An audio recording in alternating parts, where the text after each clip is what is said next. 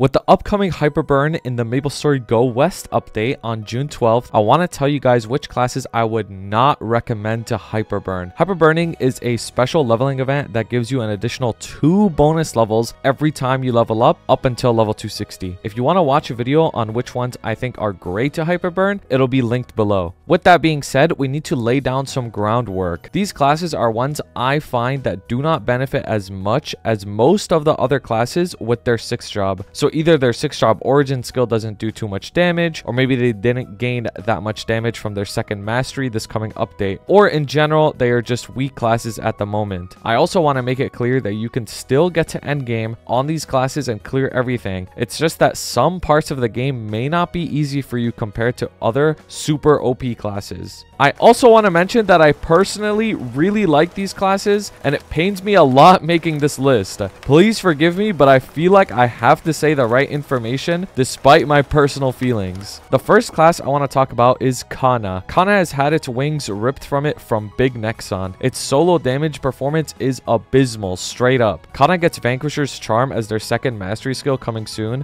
This means that playing cooldown skip on Kanna could be viable again, but having to rely on a chance to skip is clunky and inconsistent. The reason Kanna is at the bottom of this list is because it at least offers really good support, and its origin skill is pretty good. Its origin does good damage and can contribute to party bursts. Kanna support is very strong with Domain, Haku, Boss Barriers, Extended Bind, and more. Kanna gets bonus final damage for each member in a party. Despite all of this though, even at the end game, Kannas find themselves to be a blue dot in their party, meaning they didn't even contribute 10% to the boss's HP. Because of this and the class's solo bossing performance, I can't recommend hyperburning it. Hopefully it gets buffs very soon. Next and 4th is the newest class to GMS, Lynn. The reason Lynn is on this list is because of Lynn being a pure DPS class. This means that their origin skill does not really do anything. Lynn's DPS is actually really good, but because they don't benefit that much from having an origin skill, I'm going to say that it isn't an ideal hyperburn. Your gameplay is pretty much exactly the same even with 6th job. You're just going to be smacking everything with your bear. We are going to find out what Lynn's next mastery is soon, but even if it's wolf or bird, it's probably still going to be very DPS oriented. Now, if next patch Lynn gets a massive damage increase to their origin, the class would actually be pretty good. This class offers really good support as well, which prevents me from ranking it any higher. If you duo with a Lynn, it's actually the strongest support. In terms of party supports, it gives IED and healing mostly, but because it is a pure DPS class and has no burst, I think there are just so many other classes that are better to hyperburn. Coming in 3rd, we have Luminous. If you want a class that can brain dead farm, then this is the class you want to play. But if you want to do pretty much anything else, good luck. Luminous's next mastery skill is Reflection. They also get a new final attack type of skill that procs passively when using dark attacks. In terms of raw final damage gained from the mastery, it's actually not on the lower end of the stick. Despite this, Luminous still does very little damage. They already have their main bossing skill Ender boosted, and they still struggle. In fact, even if they could just permanently Ender and Equilibrium had 100%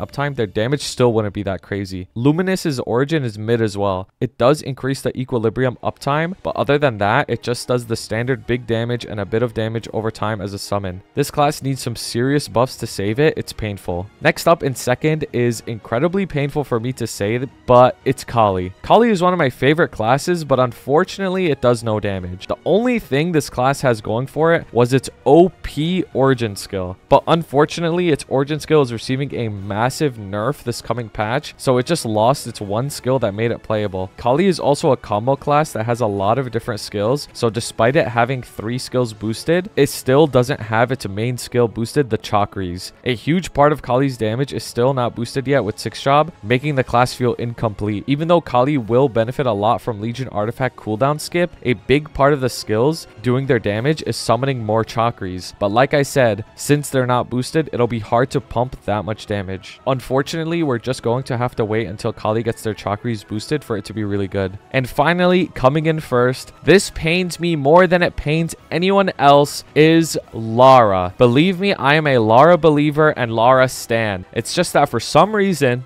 Nexon hates this class, and I don't know why. Literally, the only thing that's good on Lara is their training, but every class is going to have good training when Soul Janus comes out. Lara's next coming mastery skill is their summons, which actually is good, but on the flip side, they're getting a significant nerf to their origin skill. I can't quite understand why Nexon would do that. The origin wasn't even that insane to begin with. This class is a perfect example of Nexon not understanding anything about balancing or their game. Lara does offer a bit of support to their party, but it isn't anything too meaningful. So it does very little damage. It does not offer real support. The aesthetic of the class is top tier, so if you want to play it for that, by all means you can. If there's any class I want to see get massive buffs, it's Lara. They deserve to be in the spotlight more than AB. Now, I know that this video might hurt some people's feelings, but I wanted to make this video also as a way to give feedback and highlight some of the classes that need help right now. A lot of these classes are very fun to play with, but their lack of damage makes their progression unfair in a bad way. I understand how bad it feels to feel like you're forced to play what's OP